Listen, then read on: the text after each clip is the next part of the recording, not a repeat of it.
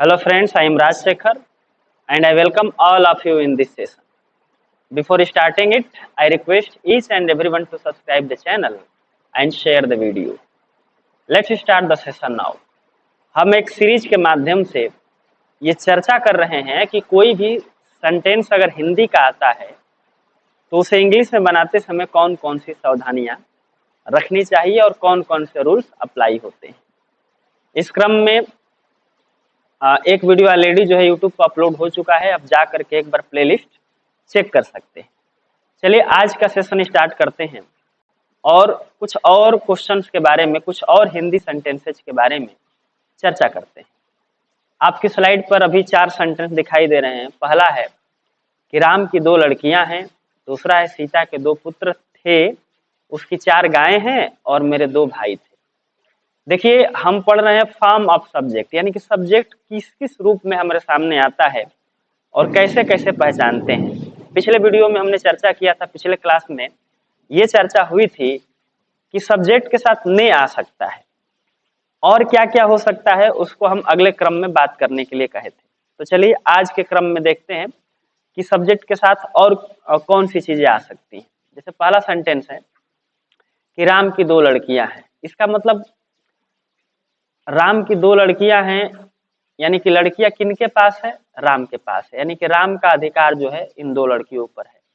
यानी कि वह शख्स जो अधिकार रखता है किसी चीज पर, वो भी किसी भी सेंटेंस का सब्जेक्ट बन सकता है।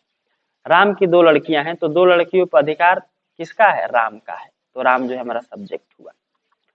दूसरा देखते हैं, सीता के 2 पुत्र थे, तो 2 पुत्रों पे किसका अधिकार था? सीता का था।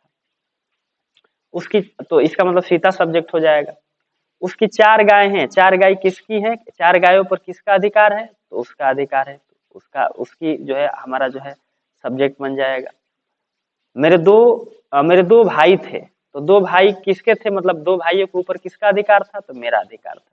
यानी कि अधिकार बताने वाले शब्द भी सब्जेक्ट का काम करते हैं।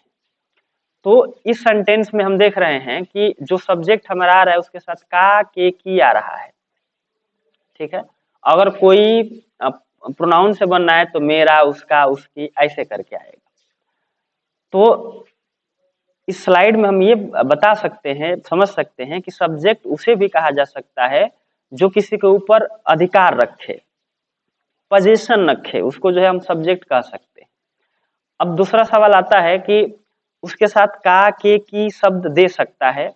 प्रोनाउन आए तो मेरा, मेरी, मैंने मेरे 2 भाई थे, उसकी 3 बहनें थी, उनके उनके 4 लड़के थे, ऐसे करके सेंटेंस आ सकता है। अब दूसरा सवाल आता है कि इसको बनाते कैसे हैं। तो चलिए एक एक करके बनाने की कोशिश करते हैं।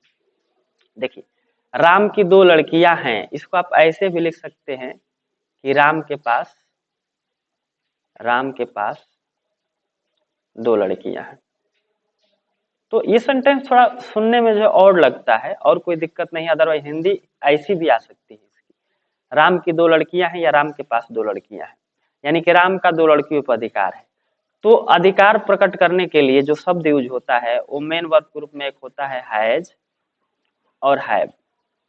हैव जो है V1 है और जो हैज है ये V5 है, यानी कि प्रेजेंट इंडेफिनिट टेंस की हेल्प से इसको बनाया जाता है। अगर इस सेंटेंस को बनाने चलेंगे कि राम की 2 लड़कियां हैं, तो लिखेंगे राम हैज 2 daughters, DAUGHTERS,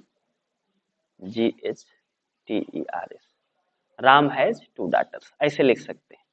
अगर राम की जगह कोई प्लूरल है, जैसे अगर तुम्हारी 2 लड़कियां हैं, अगर यहाँ हो जाता तुम्हारी 2 लड़कियां हैं, तो अब दोनों लड़कियों पर अधिकार किसका हो गया? तुम्हारा अधिकार हो गया। तो ये बनता यू हैव 2 daughters।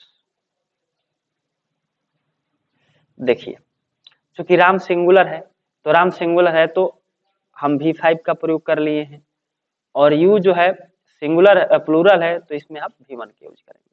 तो अगर सिंगुलर सब्जेक्ट आता है, कोई नाम है राम, तो अकेला नाम ये सिंगुलर है, तो अगर सिंगुलर सब्जेक्ट आता है तो आप V5 का प्रयोग करें। जैसे अगर सेंटेंस आप लिखते हैं ना कि वह स्कूल जाता है, अगर सेंटेंस ऐसा है वह स्कूल जाता है, तो इसका अंग्रेजी अगर बनाना हो तो क्या बनाते हैं he goes to school, he goes to school. तो गोज क्यों लिखें, क्योंकि ही सिंगुलर है। तो सब्जेक्ट प्रेजेंट इंडेफिनिट टेंस में अगर सिंगुलर होता है तो V5 का प्रयोग किया जाता है। उसी तरह से हैज हैव का प्रयोग करते समय भी हमें ये सावधानी रखनी पड़ेगी कि अगर जो है हमारा सब्जेक्ट सिंगुलर हुआ तो हैज का प्रयोग करेंगे क्योंकि ये V5 है, और सब्जेक्ट अगर प्लूरल हुआ तो V1 का प्रयोग करेंगे। इस बात का ख्याल रखेंगे। चलिए नेक्स्ट क्वेश्चन की तरफ चलते हैं। सीता के 2 पुत्र थे। अब सीता के 2 पुत्र थे, इसका अंग्रेजी बनाना है तो अब थे आ गया ना, तो थे आएगा तो ये पास्ट इंडेफिनिट टेंस की हेल्प से बनेगा, क्योंकि जो हैव का फॉर्म होता है V1, V2, V3, V4 और V5। तो जो फॉर्म हैव का चलता है वो ये चलता है, पहला फॉर्म हैव, दूसरा फॉर्म हैड, तीसरा भी हैड होता है, चौथा हैविंग हो जाता है और पांचवा हैज होता है। तो जो पिछला सेंटेंस हम बना रहे थे इसमें हमारा प्रेजेंट इंडेफिनिट टेंस था, इसलिए हम पहला और पांचवा फॉर्म इस्तेमाल कर रहे थे। अभी हमारे पास पास्ट इंडेफिनिट टेंस में सेंटेंस हो गया है, तो हम जो है दूसरे फॉर्म का इस्तेमाल करेंगे, यानी कि हैड का इस्तेमाल करेंगे। तो सीता के 2 पुत्र थे तो लिखेंगे सीता हैड 2 सन्स। क्योंकि पास्ट इंडेफिनिट है, सब्जेक्ट का कोई इश्यू नहीं होता है, सब्जेक्ट सिंगुलर हो चाहे प्लूरल हो, आपको V2 ही लगाना पड़ता है। ठीक है, तो इस तरह से सेंटेंस तैयार हो जाएगा। चलिए नेक्स्ट सेंटेंस की तरफ चलते हैं। उसकी 4 गायें हैं। अब है आया ना, तो है आया तो ये प्रेजेंट इंडेफिनिट टेंस से बनेगा। उसकी 4 गायें हैं तो लिख सकते हैं ही हैज 4 काउज। उसकी 4 गायें हैं, ये सेंटेंस बन जाएगा, क्योंकि ही आपका सिंगुलर है, तो ही सिंगुलर है तो उसके साथ हैज ही लगाएंगे, हैव तो लगा नहीं पाएंगे। चलिए नेक्स्ट क्वेश्चन की तरफ। मेरे 2 भाई थे, तो मेरे 2 भाई थे में थे आ गया तो अब इसमें हैड लगेगा, तो मेरे 2 भाई थे तो आई से बनेगा, आई हैड 2 ब्रदर्स। इस तरह से हमारा सेंटेंस जो है तैयार हो जाएगा। तो ध्यान रखिएगा, इसमें जो है सब्जेक्टिव केस का ही प्रयोग करेंगे, ये नहीं कि मेरे 2 भाई हैं तो माई का प्रयोग करने लगे, गलत हो जाएगा। मेरे 2 भाई हैं या मैं 2 भाई हूँ, मैं 2 भाई रखता हूँ, ऐसे भी बोल सकते हैं। ठीक है, जैसे अगर बनाना है कि मेरे पास एक बंदूक है, ठीक है, मेरे पास एक बंदूक है या मेरी एक बंदूक है, ठीक ना, मेरी एक बंदूक है, ये दोनों तरह से सेंटेंस आप बोल सकते हैं, और दोनों की अंग्रेजी यही बनेगी कि I have a gun, I have a gun. ठीक है, तो आज के सेशन में इतना रहने देते हैं। इस सेशन में हमने ये देखा कि किसी भी सेंटेंस में सब्जेक्ट पहचानते समय सब्जेक्ट के जितने रूप हो सकते हैं, आज दूसरा रूप हमने देखा कि अगर कोई व्यक्ति जो है किसी चीज पर अधिकार प्रकट कर रहा है तो वह व्यक्ति उस सेंटेंस के लिए सब्जेक्ट का काम करने लगता है, और वो सेंटेंस या तो प्रेजेंट इंडेफिनिट टेंस की हेल्प से या फिर पास्ट इंडेफिनिट टेंस की हेल्प से बनाई जाती है। तो आज के सेशन में इतना रहने देते हैं और रिवीजन करते रहिए, अपना ख्याल रखिए। जय हिंद, जय भारत।